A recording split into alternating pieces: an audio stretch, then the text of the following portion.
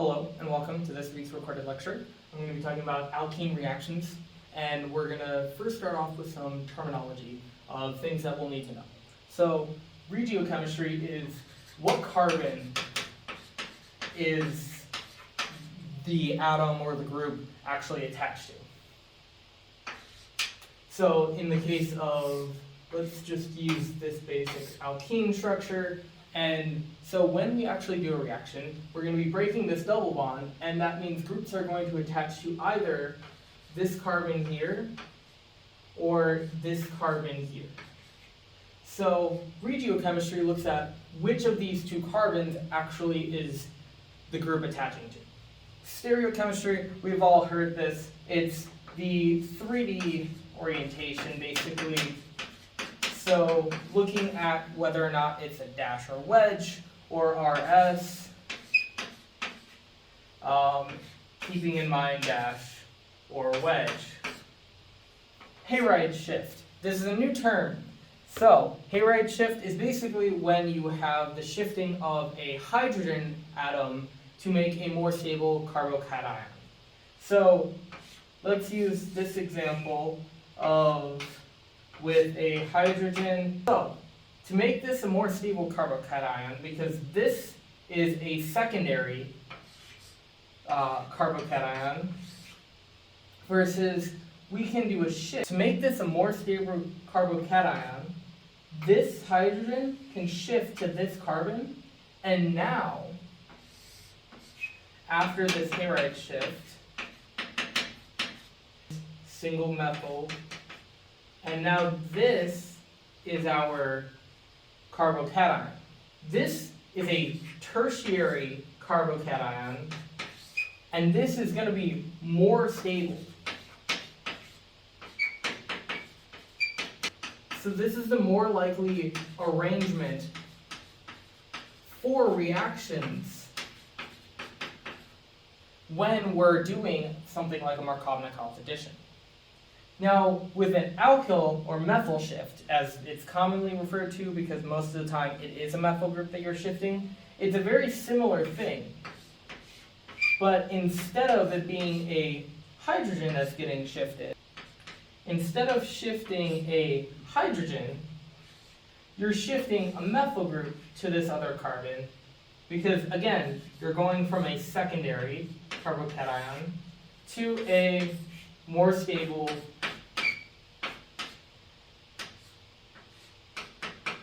tertiary carbocation.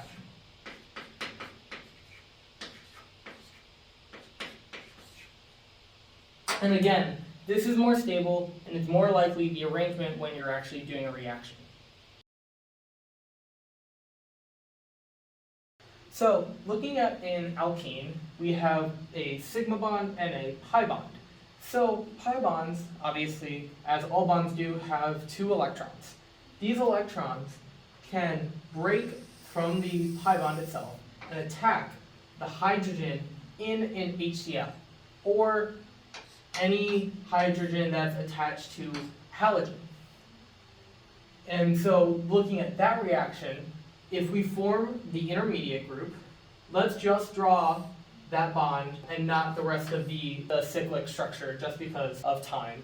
And so drawing this bond, we have that double bond, that pi bond has broken, so now this is a single sigma bond, and it has formed a bond with the hydrogen and leaving this as a cation.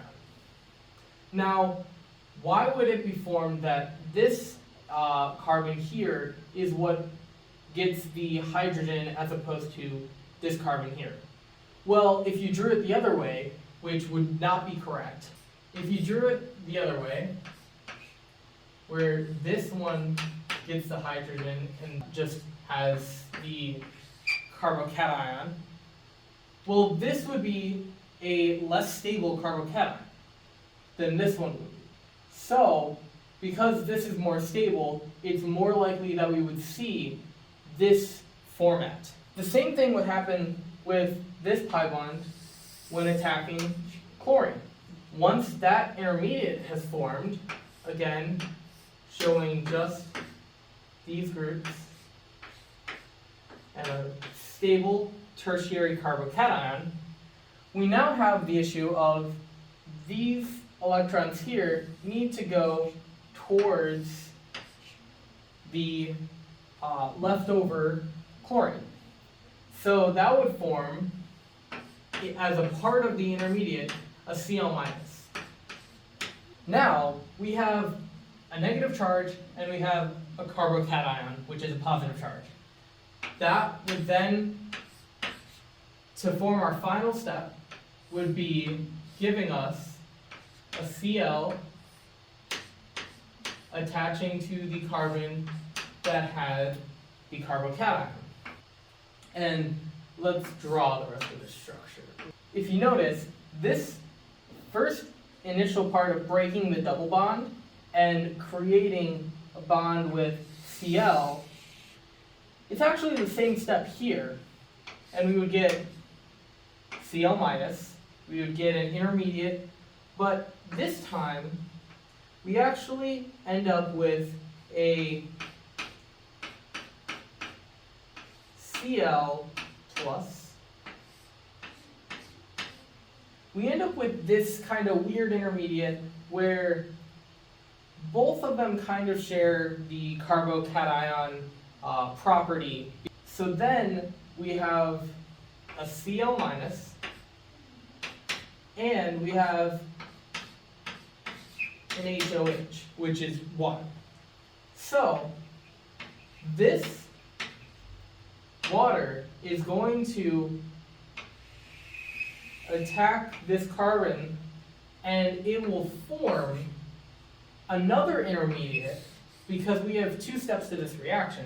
It will form another intermediate where we have a carbon with the chlorine, and then we have a carbon that's sort of bound to the oxygen, that is water. But this oxygen has 3 bonds. So one of these bonds is going to have to break and give its electrons to the oxygen in order to be stable. And so this would be our intermediate.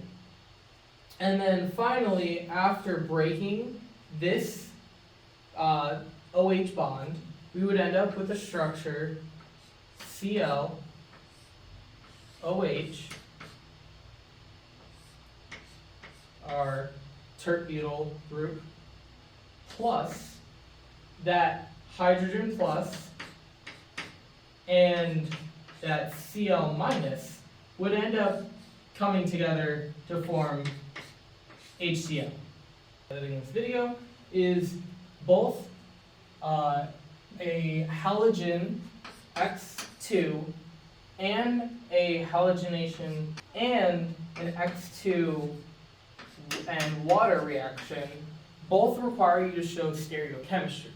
So both of them end up with an anti-formation, and that just means that the two groups that you're adding will end up being in a trans like formation. So one group is added as a wedge, your other group is going to be a dash. Okay, so now we're going to deal with some reactions that involve both water and then the addition of OH groups. So this first reaction is what would be considered a acid catalyzed hydrolysis reaction. This would be using a metal, and it actually performs the same reaction, the exact same product as the acid catalyzed. We don't have to worry about the mechanism for metal catalyzed reactions for now, but we can actually explain the mechanism of the acid catalyzed hydrolysis. This double bond is going to attack the acid H plus proton, and that's going to create our cation, and then we've got our T-butyl group. We have our intermediate, and then this carbon, the carbon cation, is going to attach itself to the water, just like we saw when we were reacting with water earlier, it forms an OH2 with a plus charge on that.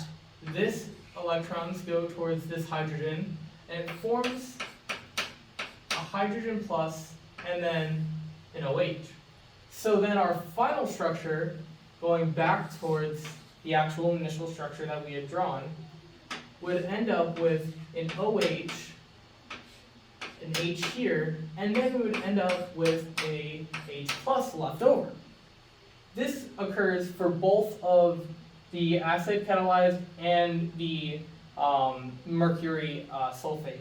Looking at BH3 and H2O2, that's actually this same reaction except in the anti-form. So we end up with an OH here and an H here. This is what is considered the anti-Markovnikov's reaction. Continuing on with our use of alcohols and OH groups in alkene reactions, we can look at 3 more reactions. These 2 again being the acid catalyzed reaction and the mercury sulfate reaction. These actually do the exact same thing as what we saw last time, except instead of it being an OH or H2O, we now have it being an OH attached here. So from this reaction, again, pi bond forming our intermediate H plus forming there. We have a cation. We've got our T-butyl group, and then it forms a bond with this oxygen, and this oxygen is tentatively attached here. It's got a plus, it's attached to hydrogen, and then it's attached to this methyl group. In the general case, we could just call that an R group. So, in order to make this stable, these electrons go to the oxygen, and this forms an H plus ion. We then, so that gives us our final structure. We have our H bound to our other carbon, and then we form our bond with oxygen, and then it continues to have its methyl, or not methyl groups, its alkyl group on the other side. So this would be the same reaction here, it's just this is where we can actually take a look at the mechanism. So then, for this one, again, we're not taking a look at any of the mechanisms in this reaction, but this is what's called dihydrogenation, which is basically, it's di, so 2-hydroxynation, which hydroxy is alcohols. So it's the addition of 2 alcohols, here and here, because that's the only 2 carbons that we would expect when breaking this double bond to add alcohols. And this is syn addition. So we actually have to take into account stereochemistry. And both of them are going to be using the same like dash or wedge. And then because this is our wedge, because this is our 4th group here, we actually have to make that a dash. Moving on to our last addition reaction, we are going to be doing a reduction and an epoxidation. Reductions will happen with H2 always, and they'll happen with either platinum or palladium. And so the way that you can always think about when you're going to be doing a reduction is if you see platinum or palladium. So when you break this pi bond, you form the reaction with hydrogen. This ends up being a syn addition. As you could probably guess from this structure already having a dash carbon bond here, this is going to end up being wedges for both of them. And this is a reduction, so we're adding hydrogens. And they're both going to be the same stereochemistry. So either they're both dashes or they're both wedges. Then we'll move on to doing an epoxidation. Again, as you can see, we already have a dash group here, so we're going to be showing stereochemistry again. We're going to be forming an epoxide group, which, if you remember from when we went over functional groups, is a small 3 acyclic ring that involves an oxygen. We're not going to be going over mechanism here, but essentially all you really need to know is when you have what's called meta-chloro-percarbon benzoic acid, long name, all you need to really understand is MCPBA. When you see that reactant, you're going to be doing an epoxidation, and you're going to form this kind of epoxide group across where the double bond originally was. Cleavage reactions. So we're actually going to be breaking double bonds in half. So if we essentially split this double bond and unfold it, that's what we're going to be doing in ozonosis, or the use of ozone and zinc for cleavage reactions, and permanganate reactions. We're going to be breaking the double bond in half, and you can leave it folded or you could unfold it in general. The main thing is you want to make sure that you still have the same number of carbons as in your original ring. So we've got our T-butyl group, which is attached to our first carbon of the ring. So this is 1, 2, 3, 4, 5. And then this one was attached to a hydrogen that we just didn't have written here. There's a hydrogen there. We're actually maintaining that double bond with oxygen on both sides. Because we're adding O3, we have these oxygen groups that we've added. Now, the difference between this reaction, ozonosis, and permanganate is actually not very much. We still end up with double bonds. We still end up with the same number of carbons. The only difference is when you have something like a hydrogen group, that does not stay a hydrogen. That turns into an alcohol. And that's only seen with permanganate. If you have a hydrogen group in an ozonosis, it will stay as a hydrogen. So we've seen a cyclic compound in cyclopentene go from cyclic to an acyclic compound.